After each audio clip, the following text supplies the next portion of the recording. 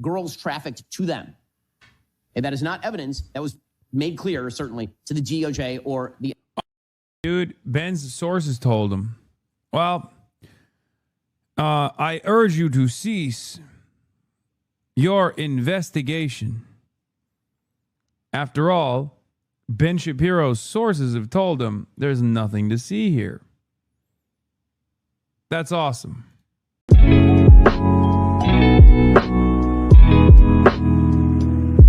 Jeffrey Epstein, who worked on behalf... Oh, let's hear about how this is the most Jewish style of crime that's ever been invented. Like, I assume that's what Candace's angle is going to be, right? Whiplash from Melinda to Candace Owens here, but... Imagine Windows ask Epstein for antivirus and want to secretly install on her that a virus infected her from Russian model, but it's on email now, lol. Thank you for the super chat, chatter. It's all Jewish. The island was Jewish. It was a Jewish island. Of the Rothschilds, according to him, he wrote that in an email, the Rothschilds who credit themselves with having created which nation state? Oh, right, Israel. Israel, the same nation state that is having a bunch of women say that they were ritualistically abused in a forest by rabbis. That's happening in the Knesset right now, that nation state, saying that they were 3, 4. One of the things that makes it extra difficult when parsing through Candace Owens' commentary is that, as we've always joked about and talked about quite a bit, that like there is a lot of stuff that goes on in Israel that is like, that has the makings of a perfect anti-Semitic conspiracy theory. So like what she's bringing up here is not, I mean, that's a real article from Haaretz. Now, the problem is there's pedophiles in every religion, okay? It's not exclusive to Judaism.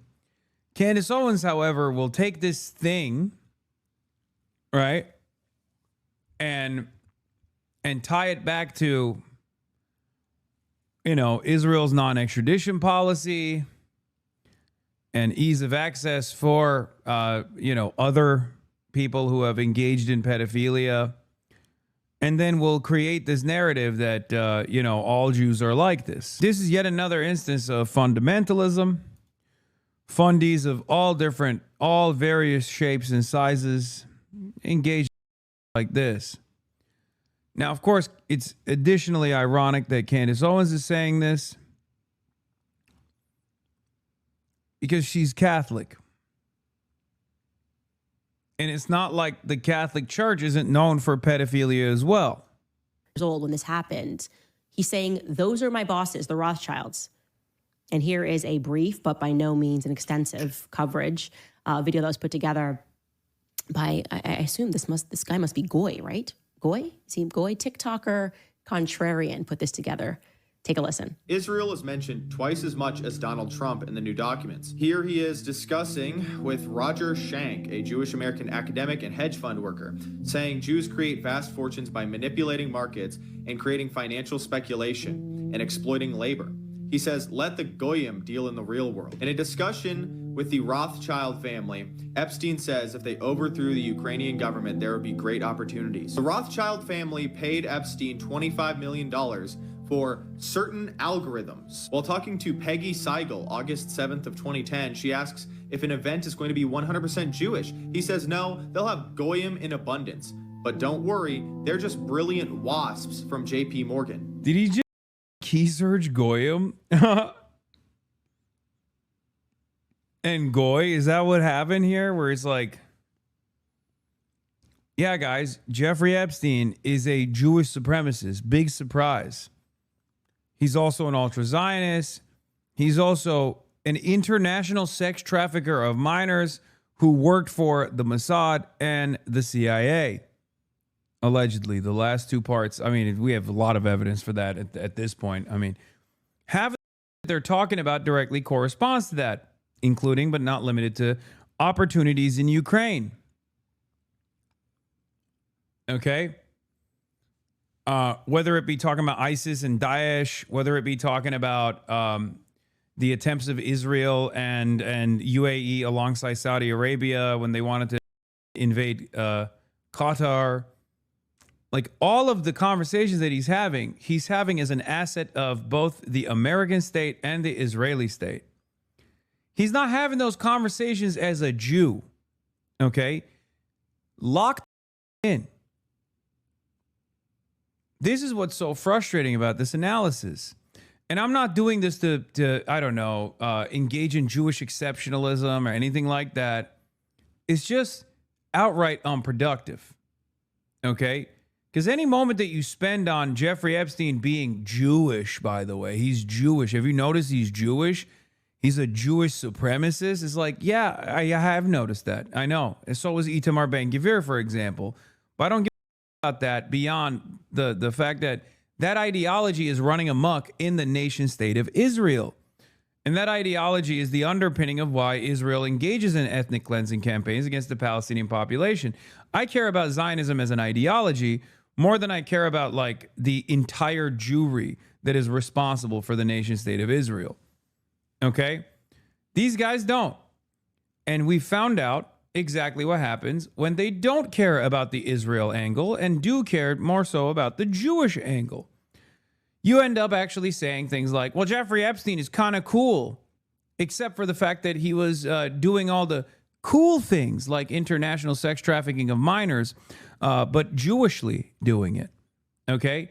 That's not the problem, dumbass. It wouldn't be appropriate if Jeffrey Epstein was, I don't know, Jeffrey McGurk, Jonathan McGurk, whole ass Christian doing it. It was still anyway. Joshua Finkelstein, BlackRock's Larry Finkelstein's son, is accused of not having any respect for non-Jews, seeing them as not human. This is from his ex-girlfriend, Svetlana. He pressures her to have an abortion. In 2017, Epstein has a conversation talking about if you want to hire the best people, you have to hire only Jews. Only hire those who can prove they are genetically Jewish. Maria Farmer, one of the first victims to come out and name Epstein. I wasn't allowed to go get food. And when I called Ghislaine and asked why I couldn't eat there, she said, it's a Jewish country club. You're not Jewish. They're not going to serve you. They, honest to God, think their DNA is better than everybody else's. Said that their operation was motivated by Jewish supremacy. Anybody gonna say that that's not real anymore? She went out there and claimed there were tens of thousands of hours of tape. There are, by the way, but they are trying. The reason the FBI... The guy's openly a Nazi. Oh, you mean contrarian? I know. I'm legit so sick and tired of leftists thinking they're doing universal humanitarianism by constantly crying about Jewish exceptionalism and pushing back against entirely unnecessary anti-Semitism. Yeah. Also, that's kind of funny that you say that because that implies the existence of necessary anti-Semitism megaphonics. I know that isn't your intention when you say that, but this is what I was asking you yesterday. Like, how do you even, in our anti-Zionist agitprop with normal people, effectively respond without losing them to a long explanation about anti-Semitism versus Zionism? Like, normal people see this and become both anti-Zionist and anti-Semitic. Like, I don't know how to combat that effectively.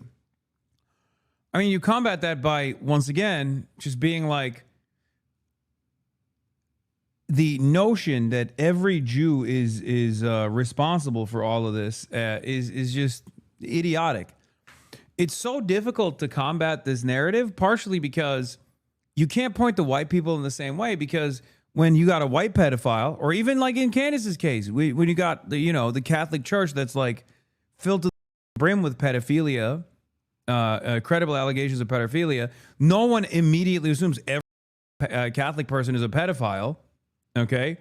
Whereas because Jews, there's not that many of them, and they have a history of historic marginalization.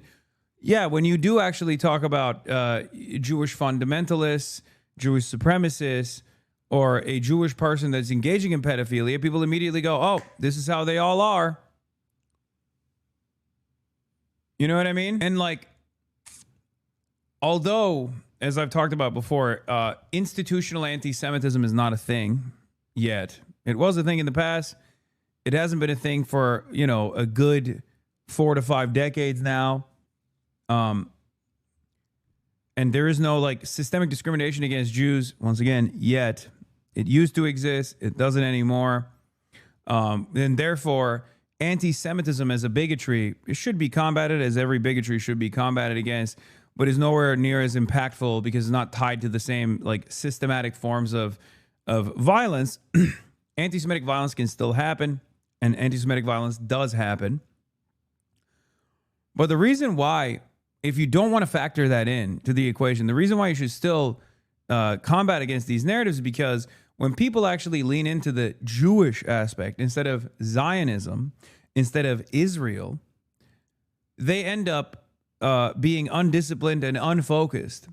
If your goal is to actually combat the atrocities that Israel is engaging in, you have to make people focus in on Israel's crimes. When they start talking about Jews and how this is all about Judaism, they don't really care about Israel as much. They focus their enmity towards Jews. It's reactionary thinking. And not only is it reactionary thinking, but it expands your consciousness into further and further reactionary ideology. It leads you down anti-communist thought, where you start saying like, oh, the painter man, he had some good ideas like that. You become a part of this very dangerous in-group. I think the point of combating anti-Semitism leftistly is when it happens is real, not manufactured, over-exaggerated. The correct thing to do is call it out and push back against it. People on the left get over-corrective and refuse to do sometimes. Yeah, but I'm saying that even if you didn't care about like the impact of anti-Semitism, let's say you're not Jewish, right? And you're like, why do I care about this?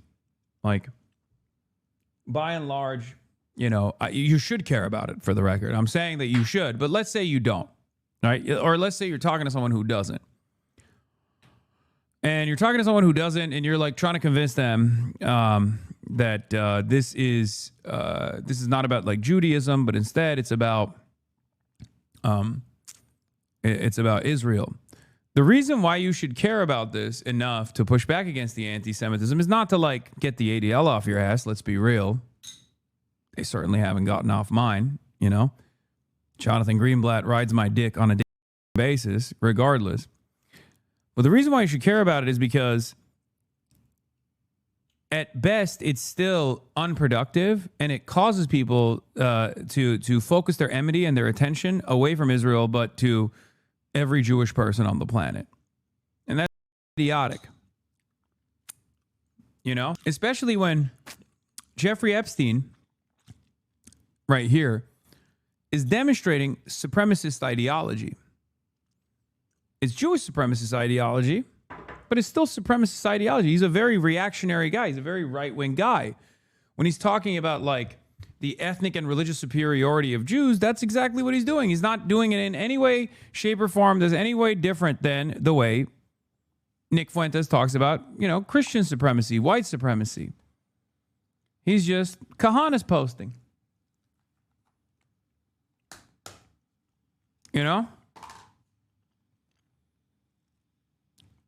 That's it. So you should combat it in the same way that you do all matter of bigotry and all matter of reactionary ideology, fundamentalist ideology. Claim there were tens of thousands of hours of tape. There are, by the way, but they are trying. The reason the FBI is not releasing them is because those tapes do not include underage people with third. Are zins legit legal in Qatar? I found out that you can't legally sell zins. You can buy them at the airport. You can bring them in and you can consume them. But apparently they don't allow you to sell these. Allow you to sell these puppies inside of Qatar. Parties on Epstein Island. That is not what the tapes are. I also have sources in the federal government who are covering this stuff and have seen the documents. Okay, those tapes are just. That's all. That's what they are. That's why the FBI is not releasing them. Okay, as far as the Epstein list, what I have been told by my sources is that there is no Epstein list, that basically there's a black book of Jeffrey Epstein contacts. And the vast majority of those contacts are already out there publicly. That's why names like Prince Andrew or Alan Dershowitz or some of the names that have been mentioned here. Those contacts, there is no evidence, according to the DOJ and the FBI, and again, that's public. There's no evidence that any of those third parties were having girls trafficked to them. And that is not evidence that was made clear, certainly, to the DOJ or the... Dude, Ben's sources told him. Well, I urge you to cease your investigation. After all, Ben Shapiro's sources have told him there's nothing to see here. That's awesome. FBI. Here is Tucker then asserting that it was actually Mossad. Again, without evidence, not a shock. Of course, this is where Tucker was going. This has become the hot speculation on the internet, is without evidence. You say that Mossad was running Jeffrey Epstein. When I say without evidence, I mean without evidence. Naftali Bennett. I want to mention something else about the anti-Semites and why they are not real allies at all in the anti-Zionist cause. They don't necessarily give a about Israel. They're more so jealous that Israel gets to operate a fascist country that is a ethno-religious supremacist fascist country. They want to do that. They want to do Israel here in the United States of America. Okay? And therefore, anti-Semites who present themselves as anti-Zionists will oftentimes find themselves even defending Israel. There are many examples of this in contemporary society. There are examples of this throughout history as well, including the literal Nazis, right? Participating in the creation before the Israeli state ever existed, in collaborating with Zionist brigades in an effort to get the Jews out no matter what and just ship them elsewhere, right? And that's the problem. Like, if your goal here is to be an anti-Zionist, if your goal here is to fight for the freedom of and the emancipation of the Palestinians, anti-Semites are not invested in that at all. They just want the Jews. Some of them want the Jews out, right? But they could just as easily turn around and say, you know what? As long as they stay over there, I'm happy with that. As long as they help me, as long as they align with my goals of creating a white ethno state here in America, then I'm happy. I'm happy to collaborate with Israel. Many anti-Semites have done this collaboration in Europe. There's a reason why a lot of the far-right neo-Nazi formations that are growing in prominence and power in Europe have openly found themselves at the anti-Semitism seminar that is thrown in Israel once a year. It happened this year as well, a couple months ago, or almost a month ago. One must ask the question, why? How is it that these anti-Semites that talk about how, you know, Jews control the media, Jews control the masses, Jews control this, Jews control that, find themselves such perfect allies with the nation state of Israel? Well, it's because they're both fascist. Okay? That's it. The former Israeli prime minister said, quote, as a former Israeli prime minister with... Oh, dude, Ben. Naftali Bennett said so. Damn, dude. You make such a compelling case. Hey, guys.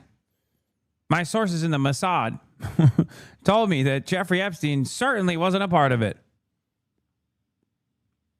And that's not an exaggeration. He's literally pulling up Naftali Bennett's tweet being like, as a former Israeli prime minister with the Mossad having reported directly to me, I will say to you with 100% certainty, the accusation that Jeffrey Epstein somehow worked for Israel or the Mossad running a blackmail ring is categorically and totally false.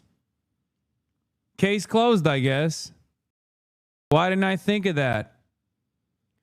Obviously, who could doubt the infallible investigating institution of Israel? Not having reported directly to me, I say to you with 100% certainty, the accusation that Jeffrey Epstein somehow worked for Israel or the Mossad running a blackmail ring is categorically and totally false. This accusation is a lie being peddled by prominent online personalities such as Tucker Carlson, pretending they know things they don't.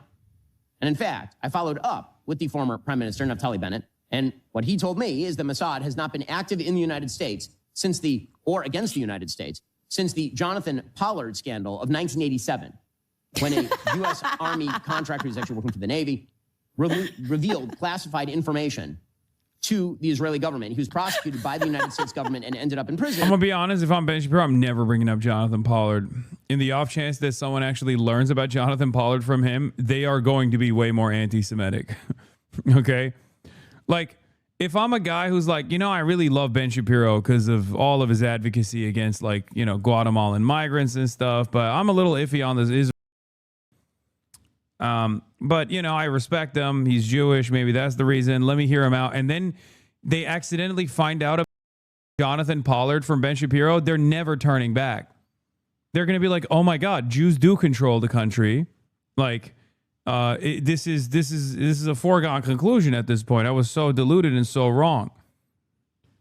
If I'm Ben Shapiro, I'm never bringing up Jonathan Pollard because Jonathan Pollard's story is so insane. It's also pretty funny because, like, Trump did that. Trump literally gave Sheldon Adelson Jonathan Pollard, who then flew him to Israel, and they gave him a standing ovation when he actually arrived at Israel. It's the biggest flex of all time. Who's Jonathan Pollard here? Ben Shapiro explained it. Totally false. This accusation is a lie being peddled by prominent online personalities such as Tucker Carlson, pretending they know things they don't. And in fact, I followed up with the former Prime Minister, Naftali Bennett, and what he told me is that Mossad has not been active in the United States against the United States since the Jonathan Pollard scandal of 1987, when a U.S. Army contractor who's actually working for the Navy revealed classified information to the Israeli. Jonathan Pollard is so funny because he'll go on Israeli television and be like, every Jew obviously only cares about Israel. Like, he is literally the dual loyalty trope in action. Like, he's the guy that takes the trope from an anti-Semitic conspiracy and turns it into, like, reality for Jonathan Pollard. American-born Israeli former intelligence analyst who was jailed for spying for Israel. Pollard, in 1984, sold numerous state secrets, including the National Security Agency's 10-volume manual on how the U.S. gathers its signal intelligence, and disclosed the names of thousands of people who had cooperated with the U.S. intelligence agencies. He was apprehended in 1985, and in subsequent proceedings agreed to a plea deal, pleaded guilty to spying for and providing top-secret classified information to Israel. Pollard admitted to shopping his services successfully in some cases to other countries, and in 1987 he was sentenced to life in prison for violations of the Espionage Act. So they didn't actually kill him, which was surprising. Well, I guess it's not surprising because, he was doing it for Israel. But what's actually crazy is Jonathan Pollard was brought up in the so-called peace process over and over and over again by the Israelis. Like, they were very open about it. They were like, you have to release Jonathan Pollard. And Bill Clinton was like, I can't do that. What do you mean, release Jonathan Pollard? And remember, this is like basically a decade ago when Jonathan Pollard is caught. You do not sound drunk and slow. You sound chill. What? I don't know what that means. Jonathan Pollard got the Israeli government to acknowledge at least some of the wrongdoing. Okay. And issued a formal apology to the United States in 1987, but they did not admit to paying him until 1998. Okay. Over the course of his imprisonment, Israeli officials, U.S. Israeli activist groups, and some American politicians continually lobbied for a reduction or commutation for his sentence. Why were American politicians demanding a commutation of the sentence of a spy that sold state secrets to the nation state of Israel? Once again, American politicians and numerous American Israeli advocacy groups kept demanding it.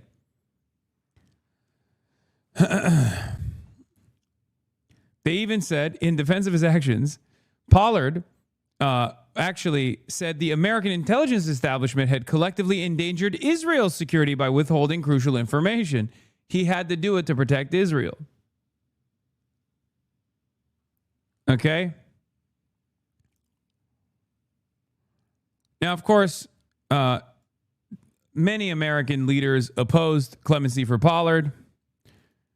Retired U.S. officials, Donald Rumsfeld, Dick Cheney, former CIA Director George Tenet, several former U.S. Secretaries of Defense, a bipartisan group of U.S. congressional leaders, members of the U.S. intelligence community. They maintained that the damage to the U.S. national security due to Pollard's espionage was much more severe, wide-ranging, and enduring than acknowledged publicly. There's that side of the story as well. It wasn't just Israel. He tried to sell it to Pakistan too. He's both a Jewish and Sunni supremacist. Now, Jonathan Pollard, I think, lucked out by not selling it to Pakistan and selling it to Israel instead. Perhaps because he had better connections, or perhaps because that's the reason why he gets to now breathe the free man's air in spite of doing unlimited damage to the American espionage capabilities, the American Defense Department. But the story doesn't end there, okay? Because, like, there's so much pressure coming from Israel, right? For years and years. They never give up on it. They even bring it up in so-called peace process to Bill Clinton and onwards from that point on. They're like, no, you have to release Jonathan Pollard. That's one of our reasons, which, by the way, once again, another testament to how little they give the Palestinians, that they were leveraging America. They were like, hey, we'll allow Palestinians to live if you give us our spy. Lucky for Jonathan Pollard, of course, Donald Trump was coming into action. Okay? Now, Pollard was released from prison on November 20th, 2025 in accordance with federal guidelines at the time of his sentencing. On November 20th, 2020, his parole expired and all restrictions were eliminated. On December 30th, 2020, Pollard and his second wife relocated to Israel and settled in Jerusalem. It's really interesting how they don't actually talk about the relocation efforts that took place, because it was Donald Trump that allowed Jonathan Pollard to leave the country and fly to the nation state of Israel. Okay?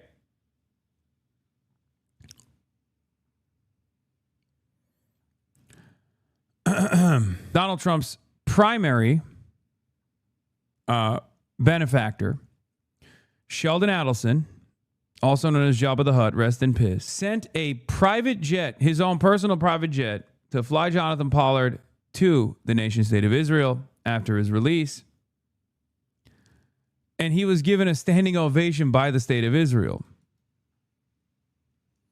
Here's Jank talking about the Epstein files.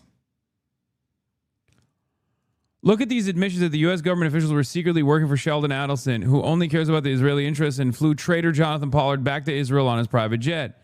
And they joked about how Israel controls the U.S. government. Hell of a December 2018 exchange here between Bannon and Epstein. Epstein says he's getting John Bolton on board with the idea that Qatar is the linchpin in the Middle East. And Bannon says, while he got Bolton his NSA job, he will not cross Sheldon Adelson. Key is MBZ.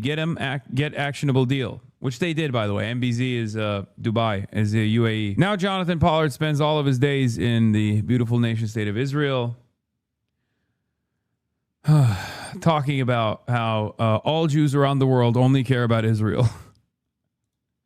Doing his very best to make everyone feel a certain type of way about their Jewish neighbors to the best of his ability. He is a one-stop anti-Semitism conference.